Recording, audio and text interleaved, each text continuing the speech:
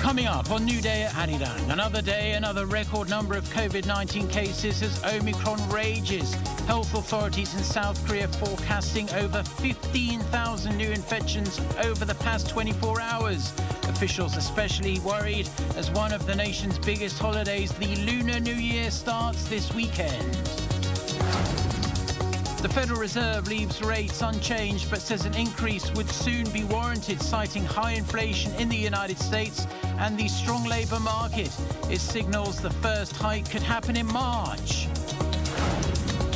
Plus, the Serious Accident Punishment Act takes effect in South Korea a year after being approved by lawmakers. CEOs getting serious about safety as the top brass can now be held legally accountable if safety procedures are not being followed to the letter of the law. Hello and welcome to this Thursday edition of New Day at Arirang. It's 8 a.m. January 27th here in Seoul, South Korea. Thank you for joining us. I'm Kim Mo-gan. And I'm Mark Broom. Over the next hour, we will be taking a look at the big news stories of the day and get expert insights on issues facing Korea and the world. Our top story this morning, as you might expect, is the coronavirus. South Korea is expecting to see daily COVID-19 figures reach yet another record high on Thursday, this time reaching around 15,000 new cases. For more on this and other related updates, we have our reporter Shin Yeun with us here in the studio. Good morning, Yeun. Good morning. So like always, can you tell us about what kind of infections are we expecting today? Right, so we're expecting to see the daily tally for Thursday surpass 15,000. Up to 9 p.m. Wednesday, 12,410 infections were reported. This was a jump of more than 3,190 from the same time one day earlier, which marked the third straight day figures reached an all-time high. We've been seeing a surge in the number of infections ever since the Omicron variant became the dominant strain in the country. Now, President Moon Jae-in held a meeting at the Blue House on Wednesday, gathering together related officials to discuss the current situation. Just walk us through what was discussed. Right, so President Moon tried to tackle the Omicron situation head-on by holding an emergency meeting at the Blue House Wednesday afternoon. He was joined by many representatives from authorities, including the Education Minister and KDCA Commissioner. Now, this was President Moon's first in-person meeting following his return from the UAE, Saudi Arabia, and Egypt. A host of issues were discussed, ranging from the country's response to the Omicron variant, especially ahead of the Lunar New Year holiday, to ways of making efficient use of our limited medical resources. President Moon asked local governments to make sure they were prepared ahead of launching the new testing strategy nationwide. He specifically urged authorities to prepare enough rapid antigen tests that will now work as the new virus screening method for most people. He also highlighted the need to secure enough hospital beds, especially for children, due to a sudden increase in the number of new patients. And a top official from the Blue House told reporters following the meeting that discussions did allow some room for changes to the current pandemic strategy. The official said there may be a change in how authorities report daily COVID-19 figures. So that means there's a possibility that authorities will now categorize the number of critically ill and deaths by age group, specifically releasing the data from two groups, those over the age of 50 and those below. So I'd like to touch upon what you've mentioned earlier. President Moon asked local authorities to prepare enough rapid antigen tests in advance. Explain to us why. Right, so rapid antigen test kits will replace the PCR tests under the government's latest Omicron tailored prevention measures. And authorities have determined the spread of Omicron will increase the caseload exponentially, making it nearly impossible to test everyone with the PCR test. Take a listen to how the top health authority explained what the latest virus prevention measures entail. The goals of our containment strategy against the Omicron variant will be to minimize the number of serious illnesses and deaths, prevent saturation and collapse in our healthcare system, and mitigate any socio-economic impacts by limiting the scale of the outbreak the best we can, as Korea's outbreak transitions into the Omicron phase. To efficiently utilize limited medical and quarantine resources, authorities have decided to only test people over 60, those at high risk, or those suspected to be infected with a PCR test. Now, everyone else will have to use a rapid antigen test kit at testing sites instead. And 4 parts of South Korea that have been hit the hardest were the first to implement rapid antigen test kits as the new screening method on Wednesday.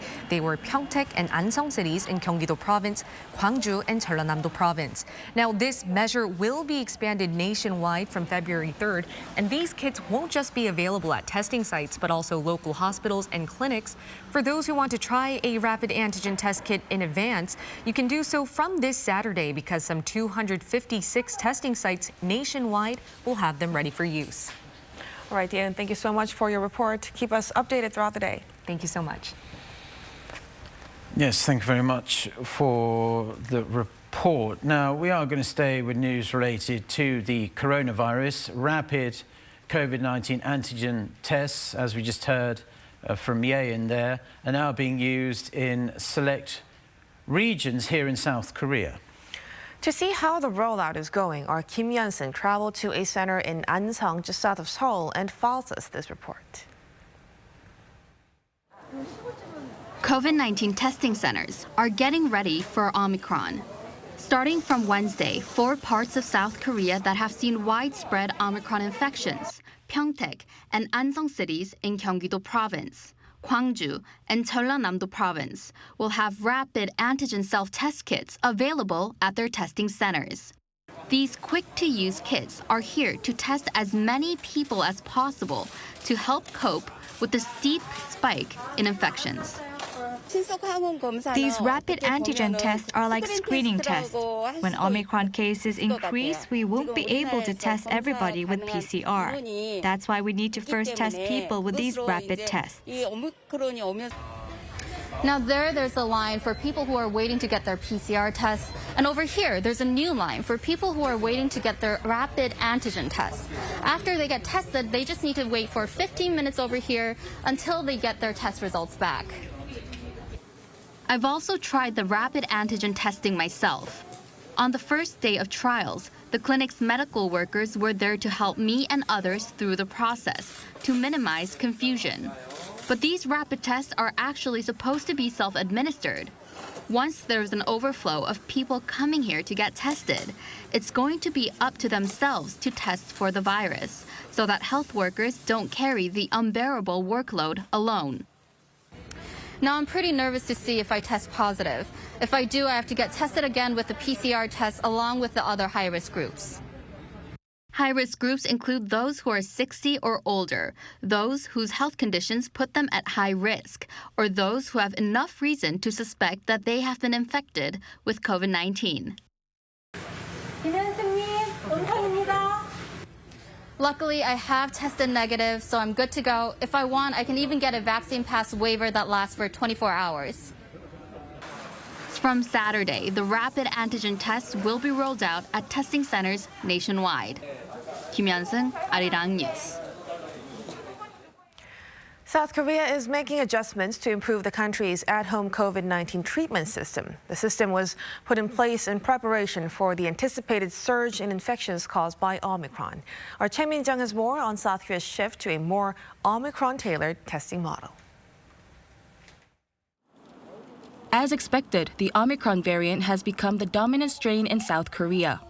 With the number of cases expected to surge further with this highly transmissible variant, health authorities are aiming to improve the current management system for at-home treatment to tackle the increase in cases. I'm here in Anseong City in Gyeonggi-do Province, where at-home treatment is already widely in place. Very recently, the city introduced its own strategy for at-home treatment to tackle the spread of Omicron. We judged that it would be difficult to keep up with Omicron, so we developed the so-called Anseong model. We hope this could be the starting point for change in Korea's COVID-19 response system. A health expert from the Gyeonggi Provincial Medical Center Anseong Hospital says that the key effect would be to increase efficiency by relaxing some of the current protocols in order to reallocate resources. We can reduce the number of calls from the current 2 times a day to once. Then we can stop calling those who are at low risk and only call patients when it is necessary. What's important is to manage patients in the most appropriate manner for each local government. This being said, the city says that its community-based model is much more efficient when it comes to patient allocation. Instead of having the central government allocating hospital beds to patients depending on their health condition, local hospitals would be in charge of classifying whether patients could stay at their homes or be moved to residential treatment centers or the ICU after checking their health condition. This would allow healthcare providers to make prompt on-site changes, just like when people go to see doctors when they catch a flu. The capital Seoul has also decided to expand the number of clinics managing at-home treatment. From early February, small clinics will be able to look after up to 30 patients. On a nationwide scale, the quarantine period for those who are fully vaccinated and being treated at home has been reduced from 10 days to 7 days starting Wednesday. The government has also vowed to increase the proportion of patients being treated at home from the current 50% to 90%. Choi Min-jung, Arirang News. Now it's time for On Point, where we speak to experts to delve deeper into the biggest news stories in the spotlight right now. From Thursday local time in the UK, COVID passes and rules on masks in public places will be completely revoked. British Prime Minister Boris Johnson under fire politically for secret alcohol-fueled parties at 10 Downing Street, while Britain was supposed to be on a very strict lockdown, also said this month that he expects to scrap mandatory isolation rules by the end of March. The UK government also says school-age students in England will not have to wear any kind of face coverings in school, and that includes classrooms, corridors and other communal areas. Immigration and related quarantine rules have also been softened. However, the British government continues to suggest masks be worn in enclosed and crowded places. These new rules apply to England instead of the whole UK, as COVID-19 restrictions as part of health policy are a devolved matter. For more on this, we connect to Professor Michael Toole, Associate Principal Research Fellow at the Brent Institute in Melbourne, Austria. Good morning, Professor. Good morning from a very hot Melbourne. Well, firstly, I want to start with your reaction on the UK's move. Do you think this is the right decision, and do you predict other governments would follow Britain's move? Well, I think there's been a bit of a pattern in the UK, in particular in England, of easing restrictions when they're still reporting high numbers of cases. You recall they did this back in July when they were reporting around about 50,000 cases a day, and they got rid of all restrictions. Cases continued at about the same rate until Omicron arrived, and of course they had a huge peak. At the moment, they're still reporting about 100,000 cases a day, and the number of deaths is increasing. So I'm very surprised. And from a public health point of view, I don't think it makes much sense, in particular, to remove the fairly easy restrictions like wearing masks indoors. Right, I just want to apologise because Mo-kyun said you might be in Austria, although considering how hot it is in Melbourne, perhaps you wish you were in Austria at this point. Now, there seems to be two really firm camps of thought that are very heavily entrenched now about COVID-19. One saying, look, it's just time to live with the virus now, much like we live with influenza. The other camp saying, no, we're not out of the woods yet. We need to keep these restrictions in place, perhaps even toughen them. I know there's a grey area here, but if you had to choose one side of those camps, which one would you be in? Well, I'm certainly not in the camp that says let's just live with it. From my point of view in Australia, where we've been reporting up to 100,000 cases a day, with a much smaller population than Korea, deaths are rising now. So we had 85 deaths yesterday. That's more than ever. keep in mind that the influenza is a seasonal disease. It occurs during the cold season. Right here in Australia, it's the hot season, and we're seeing more cases than ever. So I think that's one reason not to compare COVID with influenza. I did a bit of homework last night looking at the number of influenza deaths per year over the last 10 years in both Australia and the UK. Now, the number of COVID deaths has been far higher than any year during that period. In fact, here in Australia, we've reported as many deaths in 1 month in January as we did in a record influenza season in 2017. And the UK is similar. So I think comparing the two is not appropriate. They're very different viruses and they spread very differently. And as we know, Omicron is spreading much faster than any other variant we've had. So I think we should maintain those restrictions that don't disrupt the economy and they don't actually impact on our personal lives very much. And they include masks indoors in all settings except at home. And I also think vaccine mandates are very important to give the public confidence to go to, say, a restaurant and dine without fearing they're sitting next to a table of unvaccinated people. And Professor, while the UK is scrapping its restrictions, the US government seems to be, trying to double down of its restrictions, regulations. But data appears to show that Omicron is burning out in the US as well.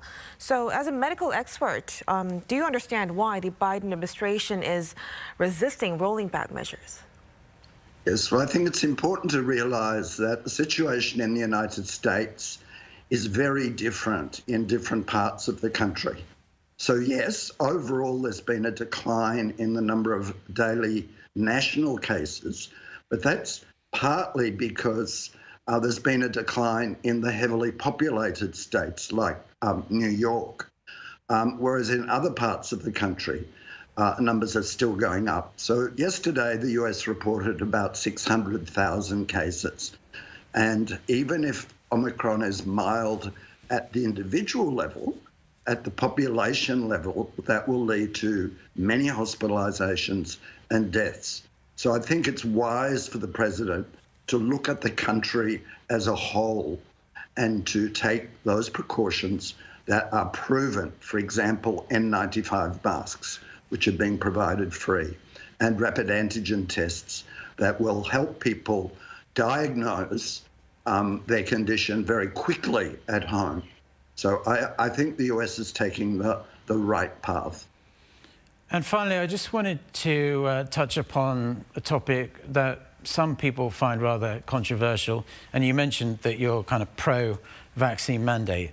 But new research does show that there seems to be a lack of trust in political leaders and in experts as well. And this is part of the reason why a certain section of the population is refusing flat out to get a COVID-19 vaccine. Why do you think so many people are so hesitant about taking the shot? I mean, to be fair, we are hearing numerous reports of sometimes severe side effects. So do you think in a certain respect their concerns are justified? Well, again, Mark, the situation worldwide is not the same. And from what I have read, the highest levels of hesitancy are in Eastern Europe, including Russia, and in some low and middle income countries, in particular in Africa.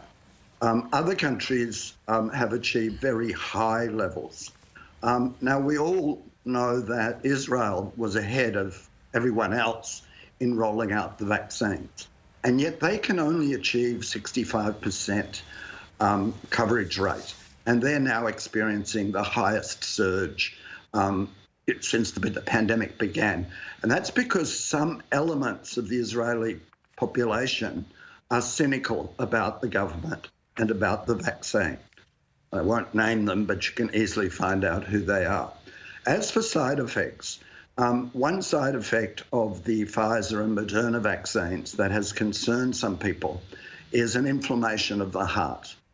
Now, data now clearly shows that if you get the virus, you get infected, you have a much higher, up to 10-fold chance of getting inflammation of the heart than with the vaccine. And the vaccine-induced heart inflammation has been very mild. There was a huge study of the US military that found that hospitalization was just for observation. There were no deaths and no one was admitted to ICU. So I think particularly for these mRNA vaccines, we should have a very high level of trust. And coming back to the problem with not trusting politicians, we need excellent communication strategies that target different groups, the elderly, for example, young people, women, pregnant women, and make sure the message is tailored to the needs and concerns of each of those groups. All right, Professor, thank you so much for coming to our show. We appreciate your insights. Okay, thank you. Have a good day. Have a good day.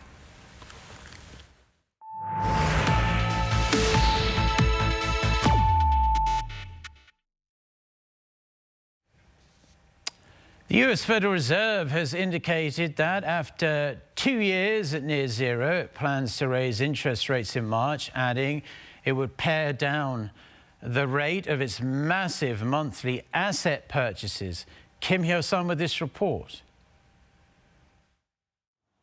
The Fed has signaled it's likely to raise interest rates as soon as March, but is holding rates near zero for now. It also reaffirmed March will be the month when it ends its bond purchases.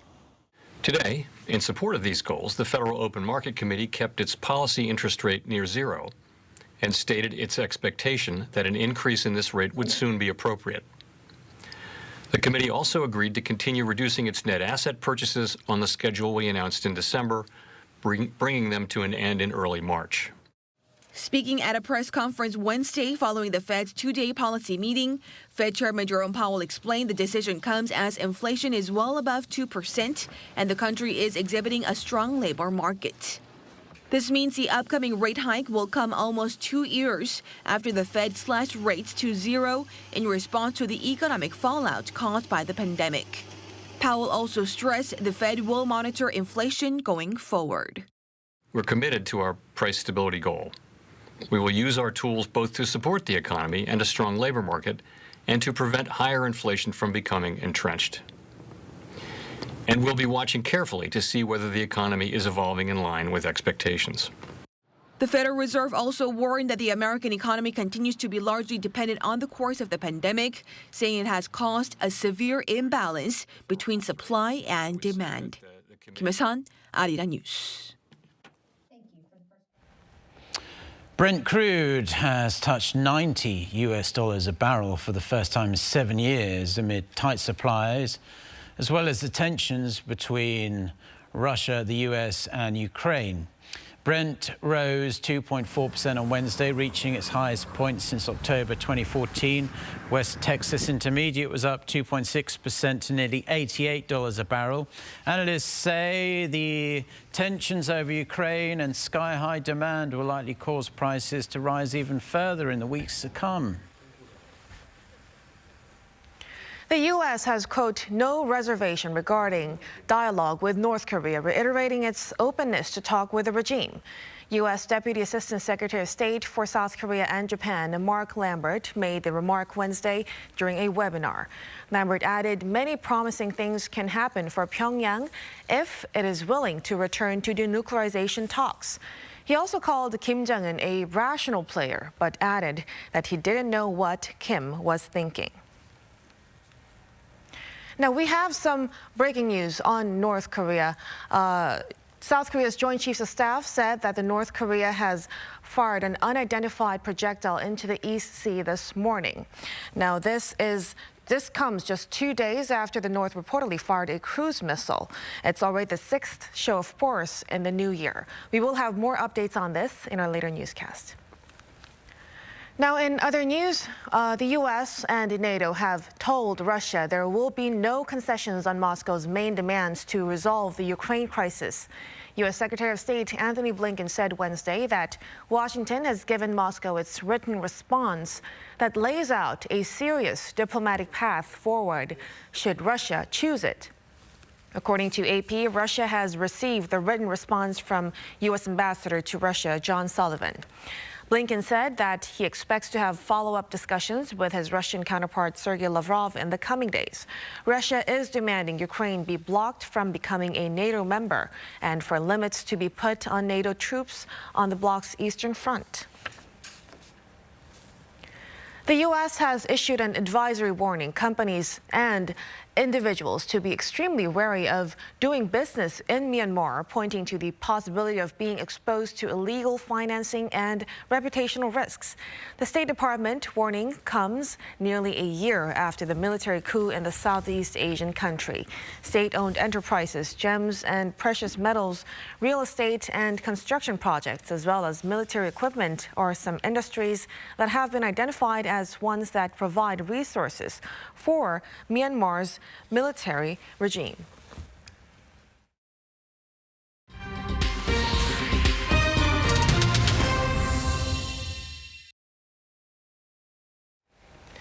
And now we cross over to our Anseong for global insights and an in-depth look at important developments in world affairs. Thanks very much, Morgan. It is indeed time for Global Insight, where we speak to experts from around the world on issues making headlines. The US Federal Reserve on Wednesday signaled that it's likely to start hiking interest rates in March, which would mark the first increase since 2018, and confirmed its plans to end its bond purchases that same month.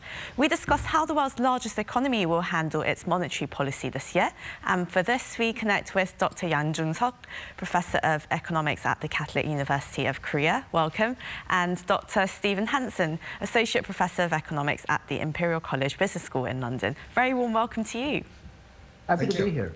Yes, Happy New Year. And, well, let's start with you, Professor Yang. Just hours ago, we got the press release. We heard what came out of this latest FOMC meeting. And, well, how do you think this first meeting of the year sets the tone for what we can really expect to see for the rest of the year?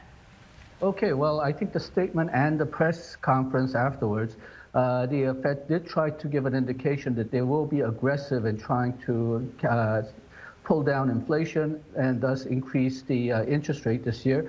But they were very careful not to get stuck in a certain time frame, and apparently the stock investors didn't like that too much. But still, the dot chart last year said that there will be probably three increases of 0.25% percentage points this year, but the Fed and the market is opening itself up to possibility of raising it more. But again, there were some questions during the press conference on whether there will be more than 3 or 4 rises this year, and the Fed would not commit to exactly when and how much they will raise the interest rate. They did mention that it will be dependent on data, and also there were some questions on when the quantitative tightening will start and by what method. The Fed did publish a couple of statements on how they were going to do that, but again, they would not be committed to certain time schedule or the methodology. And so the market took this as a uncertainty in the future. And I think depending on raising the rates according to data is eminently reasonable, but I don't think the stock investors are taking it that way. Yeah, we did hear some very vague words. And Professor Hansen, now, Fed officials, they mostly seem to think that the US economy is approaching full employment and that wage and price increases are becoming more widespread. But as Professor Yang just mentioned, there are also questions as to whether 3 rate hikes are going to be enough this year. How aggressive do you think the Fed's tightening is going to be throughout the year? So a lot of people have looked at the recent summary of economic projections in order to understand the Fed's thinking around their future policy path. And I think one of the items in the SEP that is often not discussed but should be discussed is the uncertainty and risks around the FOMC's forecasts. So, in theory, all members of the FOMC share an objective function, which is to maintain price stability and maximum employment. So the disagreements that we observe about policy are really driven, in my mind, by disagreements about data and the path of prices and growth going forward this year. And in an environment where those are highly uncertain, we don't know whether there's going to be a Zeta variant of COVID arising. We don't know whether there's going to be war between Ukraine and Russia. You know, all of these things impact on the choices that the Fed has to make this year. And I think rightly there's disagreement about that. And it would be a mistake for the Fed to commit to a particular path. For example, the dot plots now indicate these 3 hikes this year. But I think Chairman Powell has been very clear that those dot plots do not form a commitment. They just form a best guess. And in a highly uncertain world, it's unclear what data will do. And so it's unclear how many hikes we'll need to maintain the Fed's goals. Well, Professor Yang, as for this week's meeting, it was largely expected to be something of a non-event with no one expecting a January hike. But the focus, of course, was very much on the inevitable shift at the FOMC as the bank is moving into a posture of tightening and hiking rates. Were you expecting the bank to signal that it's ready to start raising its rates from March? Do you think it's the right time? I think, if anything, if they gave an indication, it would be indication that they would not raise the rates in March, and they did not give such an indication. The big difference in statement between this statement and the last statement is that phrase, soon it'll be soon be appropriate to raise the rates. I think that's basically a signal saying that they will raise the rates as quickly as possible, which is in March. I think some market participants wanted more than that, but they did not get it. Another question that I think the market is asking is that will it be 0.25 percentage points or 0.5 percentage points? They did not give an indication on that either. And also they were looking to get some idea on what the quantitative tightening, what the timing and the methodology, whether they will start selling the bonds that the Fed has bought will take place. They did not give an indication on that either. So at least from the Fed's point of view, they were trying to keep as many options open as possible because of the uncertainty. Inflation is the biggest driver behind the Fed's policy right now. If you look at the 12-month figures, inflation is getting worse. But if you look at monthly figures, the inflation seems to be slowing down. So it's really difficult to interpret the data right now. So I think the Fed wants to keep all its options open at the moment. So indeed, investors were very jitterish all over the world, well, in anticipation and also in reaction to the FOMC meeting. And of course, investors were hoping for perhaps some dovish remarks, but they might have been disappointed. But Professor Hansen, now global markets, they were down last week ahead of the Fed's meeting, and they fell further into negative territory after Mr. Powell's remarks. Why do you think they react so sensitively to these decisions made by the Fed? Right. Well, I think that there's a generic reason, and that's simply when we think that interest rates are rising, that's going to dampen the ability to borrow and invest. So that sort of applies across the board. And to the extent that investment drives growth, we think that that's going to drag down, the future earnings of firms and thus the stock market. But I think one of the interesting things about the current dynamic is that a lot of people have noted that there's been enormous run-ups in equity markets in the last couple of years during the pandemic. But I think something that's not noted is that the kinds of companies that were growing a lot over the last couple of years are different than the kinds of companies that were maybe growing before. So if we think about airline companies and travel companies, they've suffered a lot in the last couple of years in spite of rising markets. So instead, the companies that have been driving these rising markets are companies that we think do well in pandemics. And those are companies that support remote activities, which tend to be tech companies. They tend to be younger companies, and they tend to be companies that have high cash flow, at least in the short term. So a lot of these companies are really, have a high stock price because there's an expectation that they'll earn a lot of future profits, maybe 2, 3, 4, maybe 10, 15 years down the line. Now, I think two things are happening.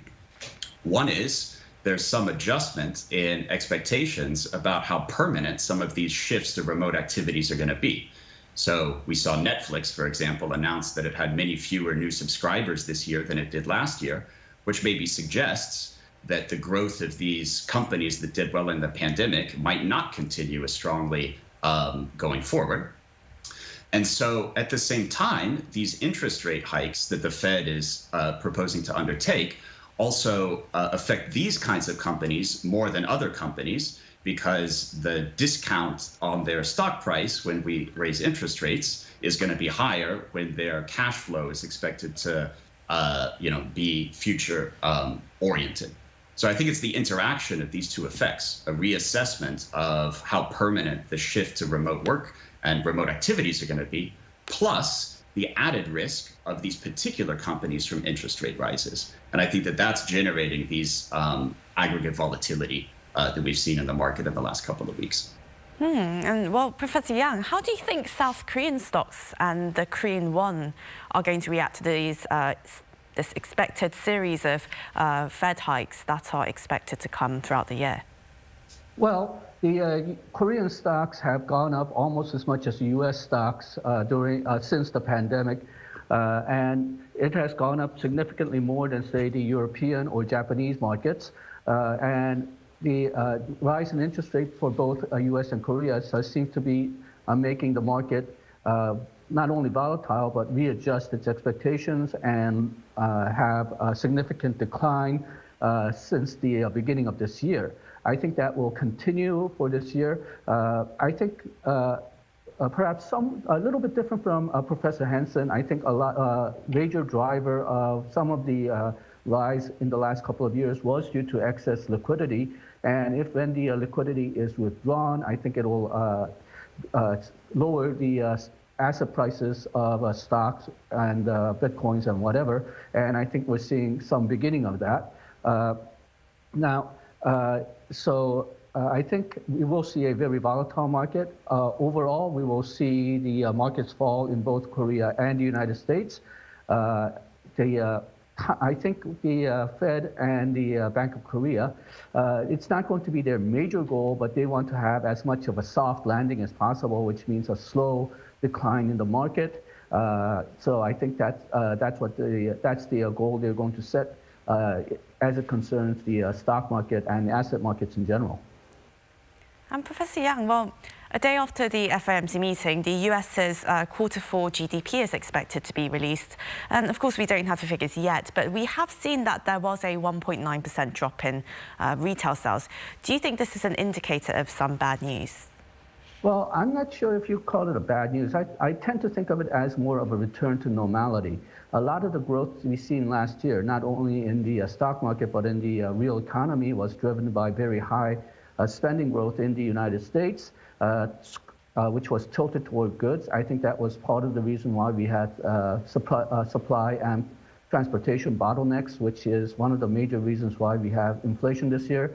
It was driven partially because U.S. had a very high savings rate because of the lot of assistance that they had during 2020 and early 2021, and that is running down. So again, I'm not sure if I would classify this as a bad news, more of a return to normality, but it does mean that the global economy and the U.S. economy, the growth rate may slow down. That means perhaps good news in terms of Korean and international inflation, but bad news for Korean exports. Oh, Professor Hansen, now inflation, that's been a huge buzzword last year. We just kept hearing about it all around the world. And well, in the US, inflation jumped to its fastest pace in nearly 40 years last month. We saw a 7% spike year on year. Why has it been so difficult to rein in inflation? And do you think Fed officials are going to be able to get these price levels under control as Mr. Biden wishes? Yeah, so that's a good question. And again, I think it's worth clarifying what the Fed's mandate is. So just to be clear, the Fed is not charged with making sure that there's not high inflation in any particular year, right? So its primary goal is to maintain price stability with maximum employment.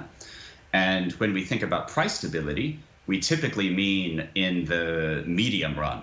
So say in 2 years' time, as long as we're reassured that inflation is 2%, we'll perceive the Fed as having done its job. And so one answer to the question is that the Fed does not view its job as taking the 7% inflation realization that we saw recently and targeting the entire apparatus of its toolbox towards getting inflation down as quickly as possible. Now, what I do think the Fed wants to rein in is the component of inflation that threatens medium-term price stability. And so an argument could be made that part of this inflation is transitory, as was famously the sort of word of the year in 2021. But I think the Fed started to become more concerned about inflation when part of it sort of broadened out from the immediate supply chain bottlenecks that arose from the opening up of the economy into wage growth, and now we see energy price growth.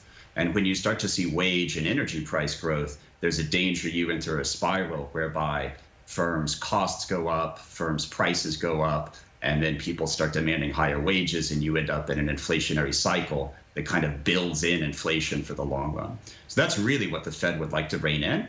And the reason it's challenging, I think, one of them, is that we're still not sure why the labor market is behaving as it is. So one, in a typical labor market, when wages start to rise, you would imagine that workers come into the market, but that's not happening, as Chairman Powell has alluded to. So I think it's really that the Fed is trying to worry about, how to make sure that the permanent part of this doesn't end up affecting medium-term price stability. Well, I'm afraid we're out of time, so this is where we'll have to end the interview today. That was Dr. Yang Jun-seok, Professor of Economics at the Catholic University of Korea, and Dr. Stephen Hansen, Associate Professor of Economics at the Imperial College in London, Imperial College's Business School. Thank you both so much for your time today. Thank you. Thank you.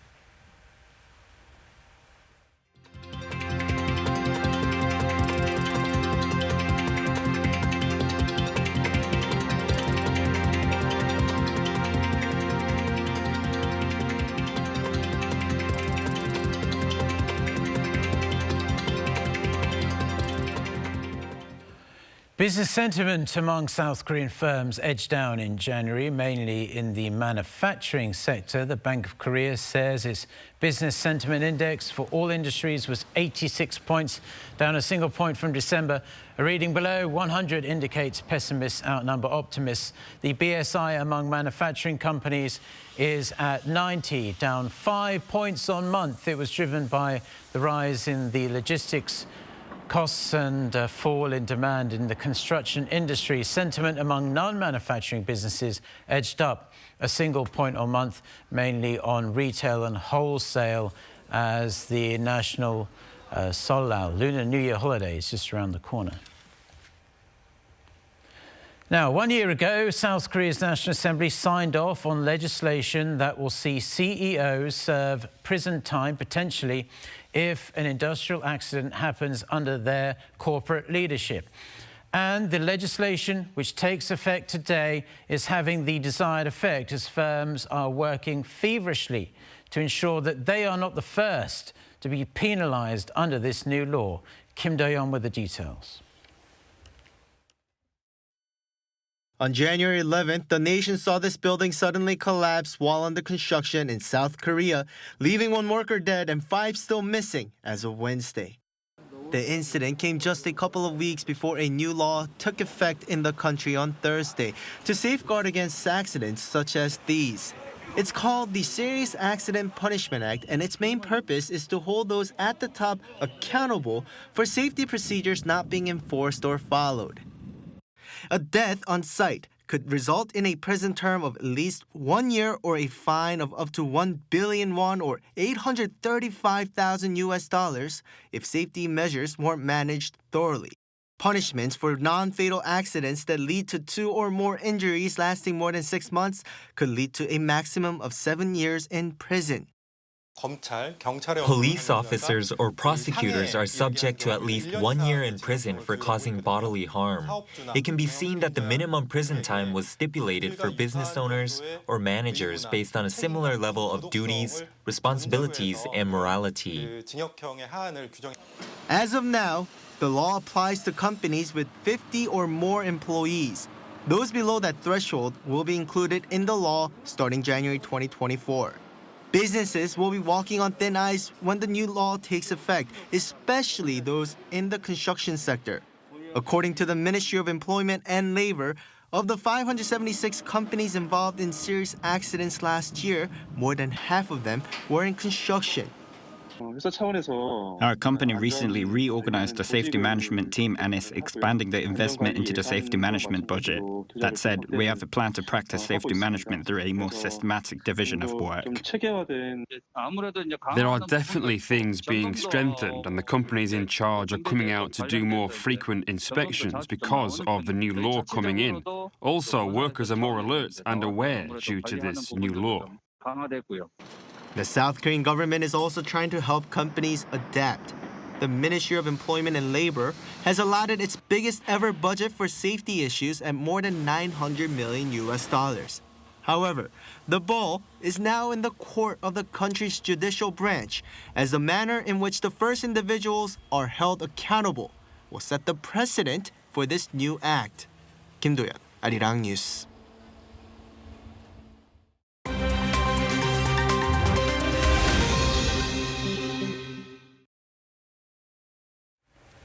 And now for a look at what's going on around the world, we have our Lee Seung-jae joining us from the newsroom. Good morning, Seung-jae. Good morning to you guys. Now let's take a look at our top international story this morning. Honduras is set to make history on Thursday when it swears in the country's first female president. That's right, certainly a historic moment indeed for the Central American nation, as Xiomara Castro will be sworn in as the country's first female president on Thursday. Now, Castro is a self-proclaimed democratic socialist in a nation where the left has rarely seen support and few women hold public office. But the president-elect was able to garner significant support, with many of the country's citizens tired of corruption and a concentration of power since 2009, when her husband and the former President Manuel Zelaya was deposed in a coup after allying with late Venezuelan President Hugo Chavez. Now, Castro's victory also brings to an end over 12 years of conservative National Party rule. And she's promised significant changes in Honduras, including a constitutional overhaul, fighting corruption alongside the UN, and loosening restrictions on abortion.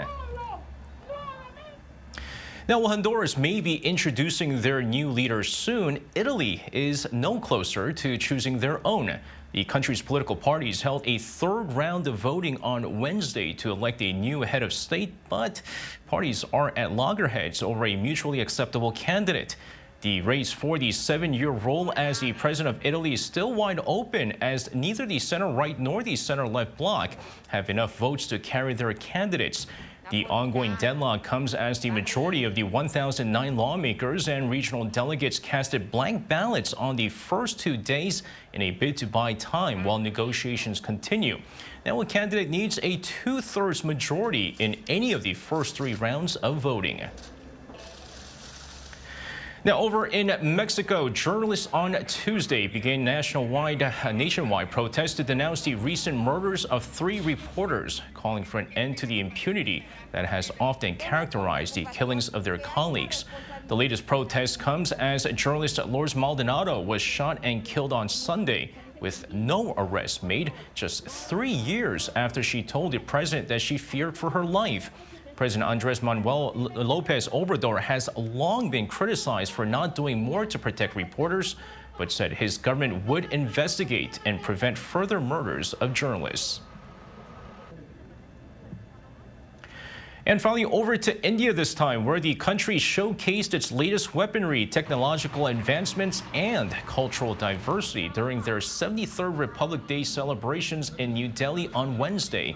Military tanks, weapons, and missiles were showcased throughout the celebrations, followed by traditional dance and art performances. Now, India won independence from British rule on August 15th, 1947, but it wasn't until January 26, 1950, that the country declared itself a sovereign republic.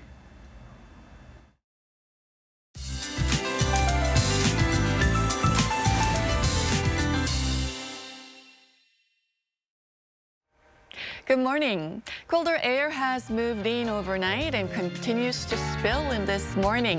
In fact, we will notice gradual drop in readings through the end of the work week. But despite the much colder start, we are still seeing high levels of ultra-fine dust across country, which should improve as the day goes on. But 전라북도 province, where an ultra-fine dust advisory is in place, and 충청북도 and 경상도 provinces will be dusty all day long today. Sub-zero start for most regions under partly sunny skies. Even a cold advisory has been reissued in mountainous regions in Gangwon-do province. Afternoon highs will be 1 to 3 degrees lower than yesterday's, Seoul going up to 4 degrees, Daegu topping out at 8 degrees Celsius this afternoon. But sharp winds will make things colder than these actual temperatures today. A colder start for this Seollal holiday. Then on the day of Seollal, which is next Tuesday, central regions and 전라북도 look like having a snowy day. With that, here's a look at the weather conditions around the world.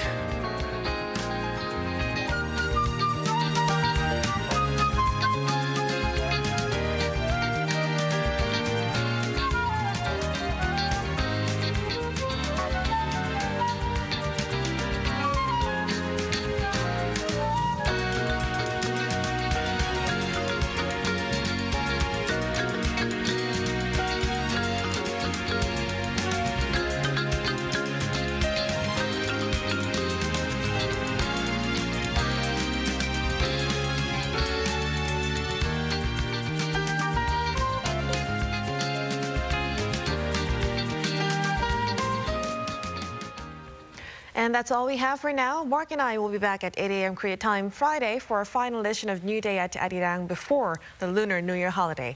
I'm Kim Mo-kyan. And I'm Mark Broom. Have a great day. We're all looking forward to Friday. Thank you as always for watching. Until next time, goodbye.